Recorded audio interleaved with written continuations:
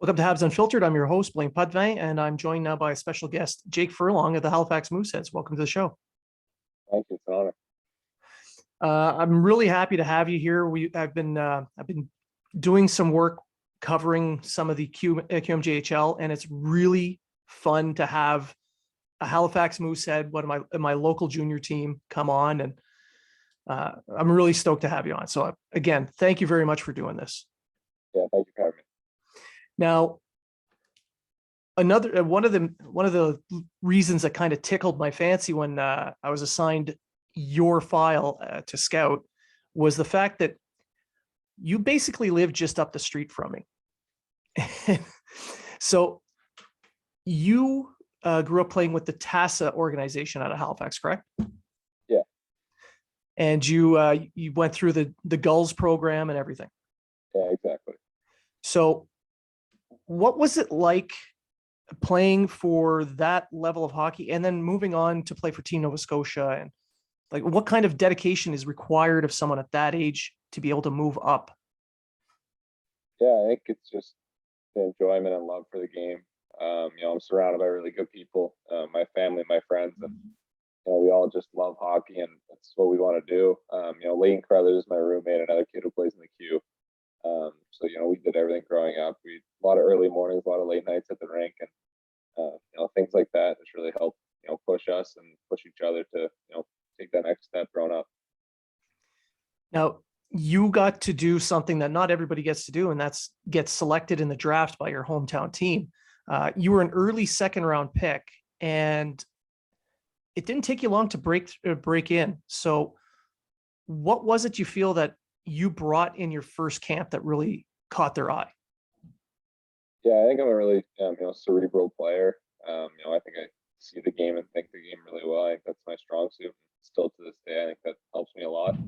I think just as a young 16-year-old, you're kind of going into those camps nervous, not really what to expect. And obviously, big guys like Cam Whiteout, Justin Barron there, and you're watching them. They just play, smart, simple, a pro style game, and that's kind of what I tried to do at the start, and then grow from there.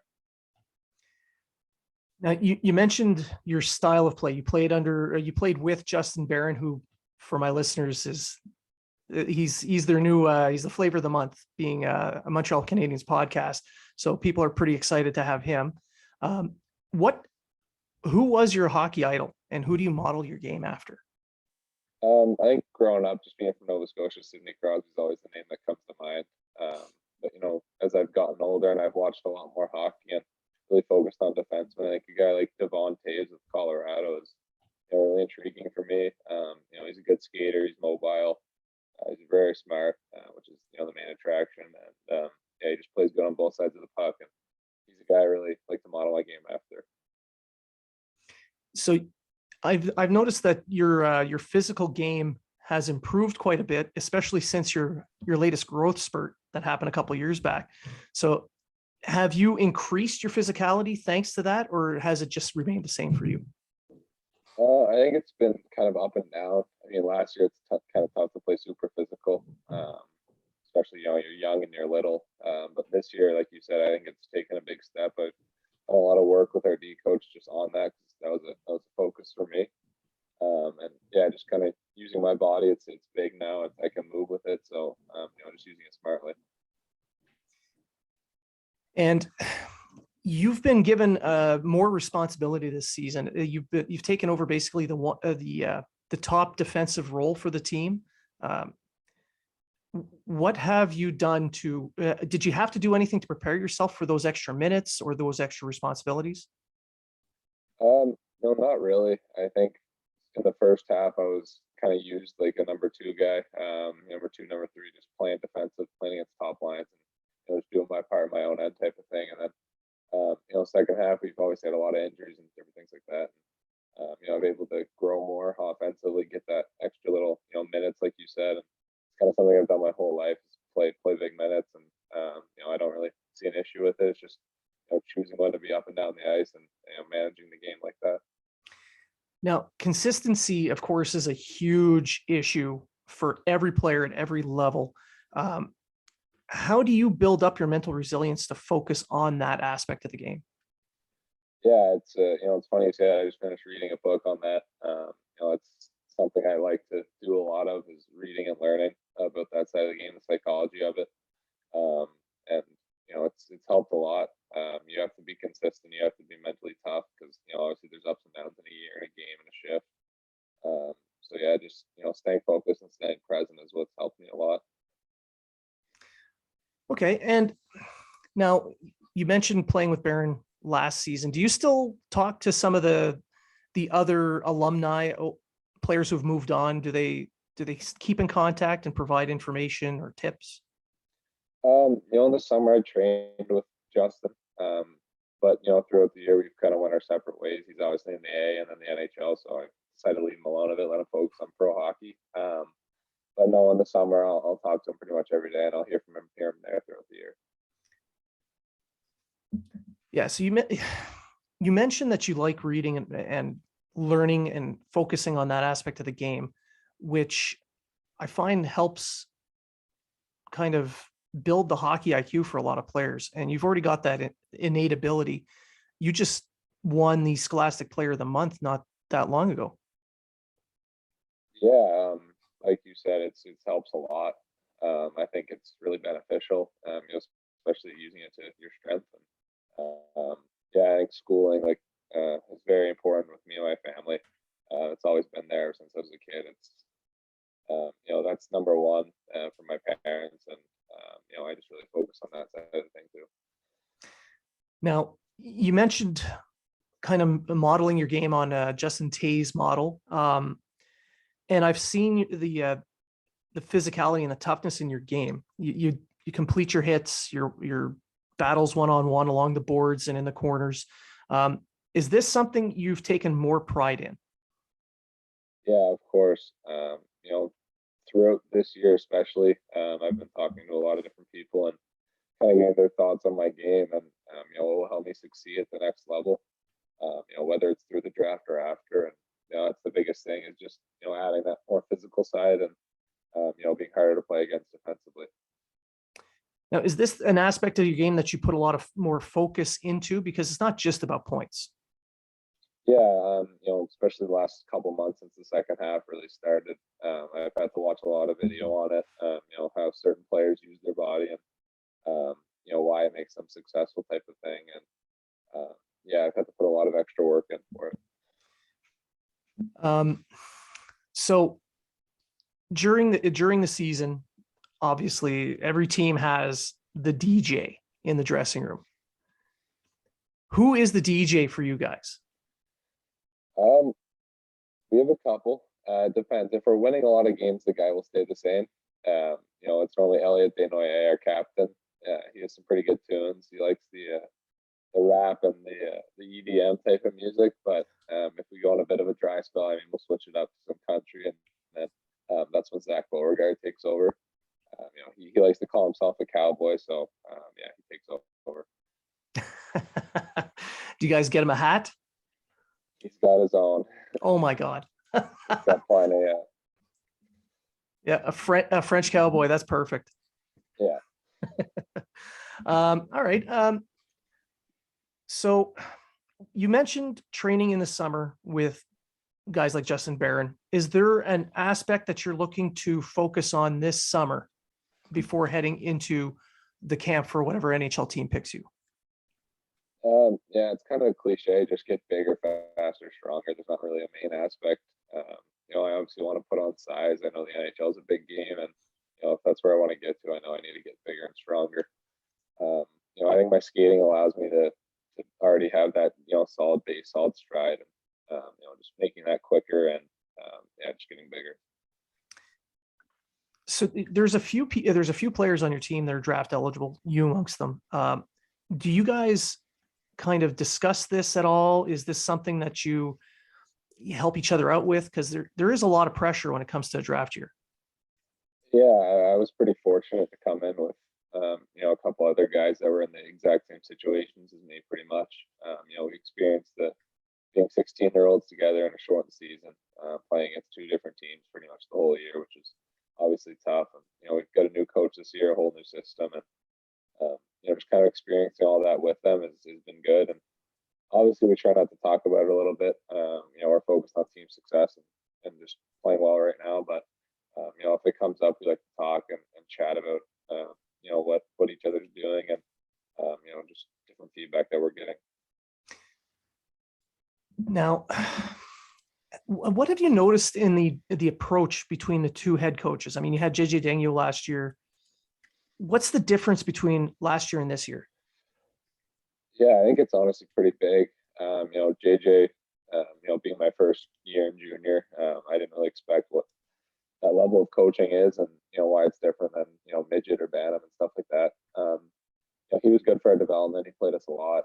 16-year-olds, we got to learn a lot under him. Obviously, he had a pretty good career in the NHL.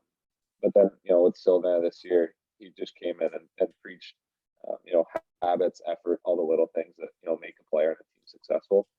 And with that comes a lot of opportunities and skills, and you get a lot more room when you're playing that hardworking game. It's kind of why our team has kind of taken off this year. Numbers wise with a lot of our young guys. Now you guys are looking at you're battling for a playoff spot, and it's kind of difficult in the division that you're in. There's a few powerhouses. How do you guys approach that? And how do you take that as a challenge to yourselves as a team to go against them? Yeah, I think we really enjoy it. Since the start of the year, we've had confidence in our group. We're confident we can beat those top teams. I mean, they're obviously going for it, and they pretty much do everything they can to get a good team for this year. We're in the cycle that we're young, we're skilled, and we're going to be really good in a couple of years. But I mean, even this year, we look at every game as a new game. It doesn't matter what happened the night previous or the last game. But yeah, like you said, they're tough teams. They're hard to play against. But as a young group, I think it's pretty fortunate that we get to play those good teams this early on, and we're probably going to see one of them in the playoffs. And that's going to be it's going to be fun to watch. From my point of view, I'm not on the ice having to fight it out, so it'll be fun for me. Now, you talked about Sly's approach and how he's preaching that hard work. Is that helping to build up that level of grit that you guys are going to need come playoff time? Yeah, I think that's exactly what it's meant for. He's had a plan this entire year, and right from day one, he said he wants to win the President's Cup, and we all feel the same way. Obviously, it's a long road, and there's a lot of good teams to get through to get there. And it's still our goal, no matter what really anyone says or anyone thinks. We believe it in our room, and I think playoffs is a different game. It's grittier, it's tougher, it's faster. But the way we've been practicing and playing most of this year, I think we're ready for it. Well, if the Montreal Canadiens can make a Stanley Cup final, you guys can definitely make it to the President's Cup final. So your draft year's coming up. You're clearly planning a pro career. Is your goal to supplant Brad Marchand as the greatest hockey player in Habs Plains? Maybe. Yeah, he's a Hall of Famer, so I don't know. I won't go that far. Or at the very least, take his gigantic poster down from the St. Margaret's Bay Arena. Yeah, I wouldn't mind mine up there next to him. So there you go. That would be actually really great. Seeing the I coach here in the TASA program. I've got kids that play in it, so having them look up to you guys, it's a really a big deal for players like yourself to have success, not just at the junior level, but moving ahead, because they really look up to you guys, and it's motivating to them. Most will never make it, but at the very least, they see the work that you guys put in, and hopefully that translates to what they do outside of hockey. Yeah, you hit it right on the head. I was the same way growing up. I've always looked up to people that came through TAS, and the rink. If you don't know, it's there's a lot of posters and pictures of players that have pretty good careers, and walking by that every day kind of inspired me as a kid, and just wanted me and my buddies that played just wanted to get up there one day, and it's pretty fortunate that we've been able to get this far so far. Seeing that poster of Potty holding a President's Cup, it must have been the reason why. Yeah, this year is a year that you really want it. Yeah, it's definitely in the back of my mind. Yeah. Well, I hope you get there. Not just for yourself, but for the city, obviously. It'd be nice to see Halifax win another President's Cup. Now, we end this and I let you go, when you were playing on regular club teams, I want to kind of go back to the whole building up grit and physicality. Did you find playing on the club teams more beneficial to growing your game because it's not a super team? You're the man. You're going to be focused on. Yeah, I think it's really, really beneficial for me. Every level I went up, I was, we had a good team, but we were definitely relied upon, over other guys.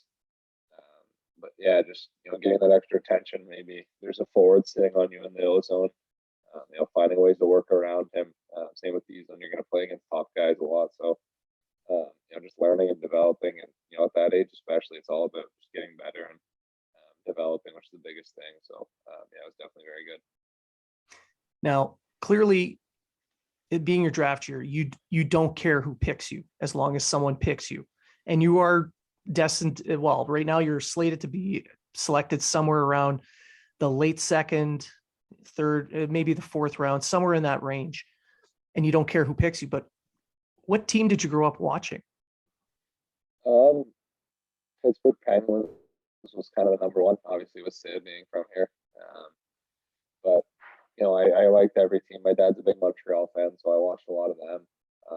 And just all the games that are on TV, pretty much I'd watch. I was in love with the game, so whatever I can find.